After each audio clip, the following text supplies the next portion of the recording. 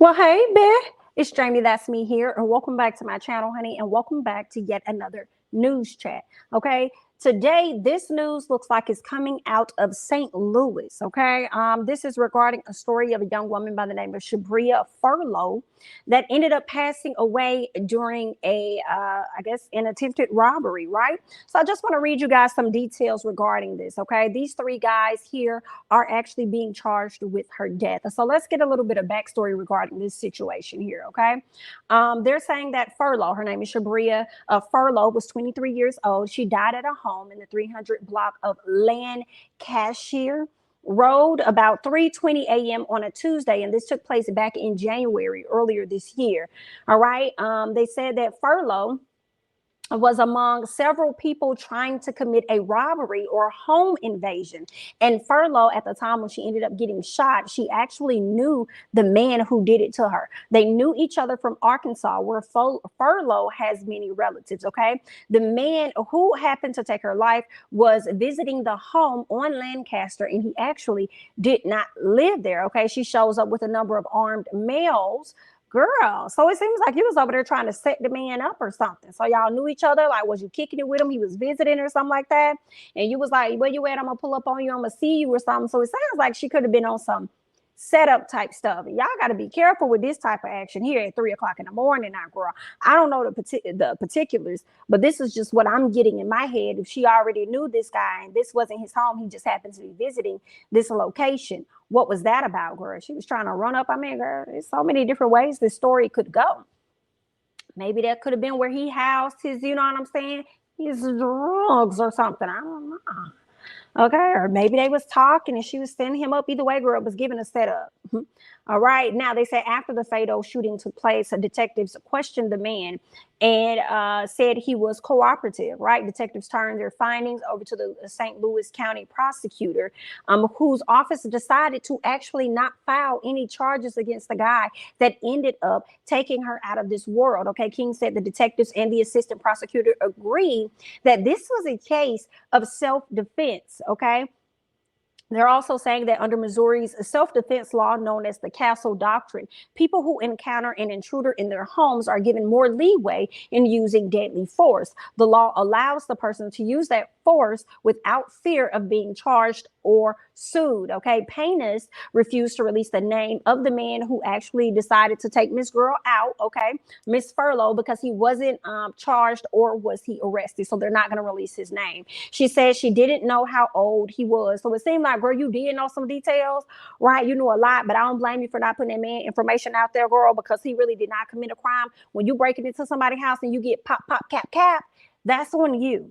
That is indeed on you. You took on that risk and you have to suffer the results of that risk. And unfortunately for her, it landed in her death.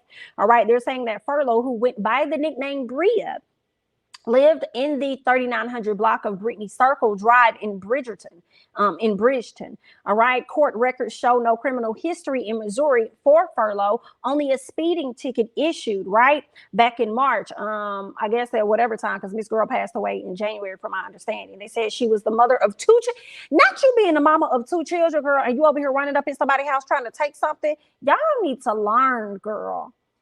I hate it.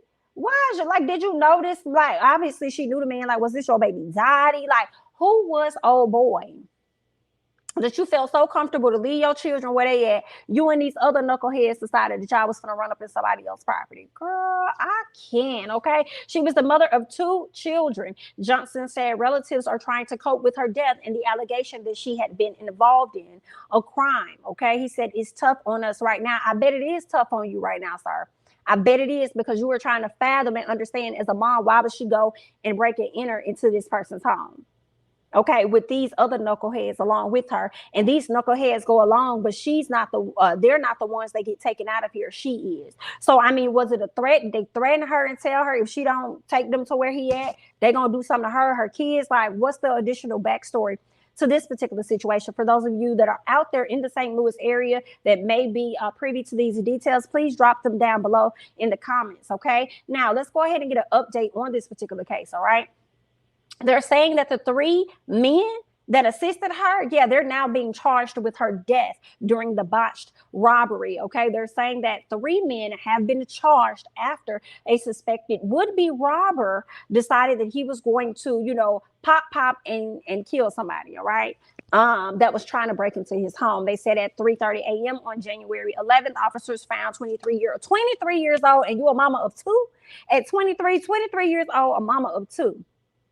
Girl, imagine how that story go when your kids find out why you no longer here. Oh, I hate that. Girl, traumatic all the way around. Okay. They said they found her, passed away. All right. They learned that Furlow was attempting to break into the home, to rob the residents inside. She was then shot by someone inside the home. All right. Not sure if that is the indeed true story or whatever, girl. Could just be the story that he told on them. I don't know. All right. But let's keep going. They said on April 13th, Marlando Perry, 19, Reginald Washington, who's 19, and Brian Zuckerman Jr., who's 20, were charged with second-degree murder, first-degree burglary, and armed criminal action in relation to Furlow's death. Baby, not y'all running up in the palace trying to run amok. She ended up getting capped, and y'all are the ones that are being charged with her death. Oh, girl. Now I will say they should have in my thoughts, okay. I don't know exactly how man started work. Maybe they could have got that versus actually being fully charged, with her murder. You know what I'm saying? Even though they didn't pull the trigger, I feel like that's all on her because she the one who contributed to that and walked up in there. So she need to suffer. She obviously is suffering the consequences by no longer being here, right? So I'm like, okay, she already suffered the ultimate crime.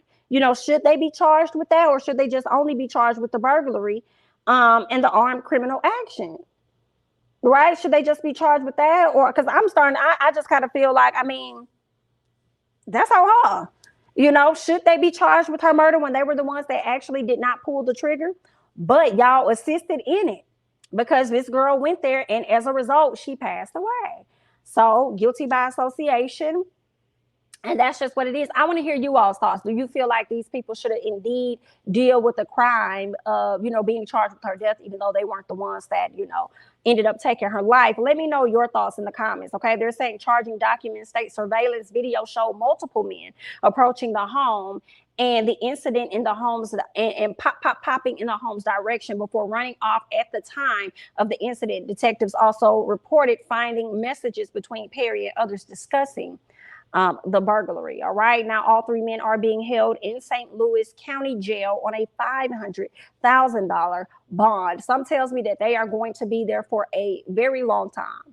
All right. I don't see no family members putting up no 50 racks or anything, whatever the 10% or whatever it is to get them out. I think they're going to be there for quite some time until it's time for them to go to trial. So y'all might as well get cute and get comfortable. Don't get too cute. All right. But just make sure you over there and you getting comfortable.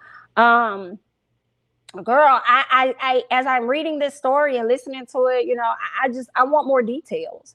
I do. I want more details surrounding this young woman because I'm just in my head like, what? Not you trying to break into the house? Did you bring them in there, or was you just an innocent person knocking at the door? And these men was coming in the house and you just got pop. See, I don't know. It's still getting set up to me. It seems like she was coming over to the house, had some other dudes that was going to pull up. You know what I'm saying? She was going to run a little scam or whatever like that, get up on some money real quick. But Miss Girl didn't know that old boy actually had cameras in the house. So he was already seeing what was going on. So anybody that get hit got hit. Oh, girl, y'all people in St. Louis, again, go ahead and hop down in these comments and let Miss Girl know the tea. All right. That's all that I have, honey. I'm Jamie. That's me. Don't forget to like, comment, subscribe, share my videos, follow me on Instagram and Twitter. And I'm going to catch you guys in the next one. Bye-bye.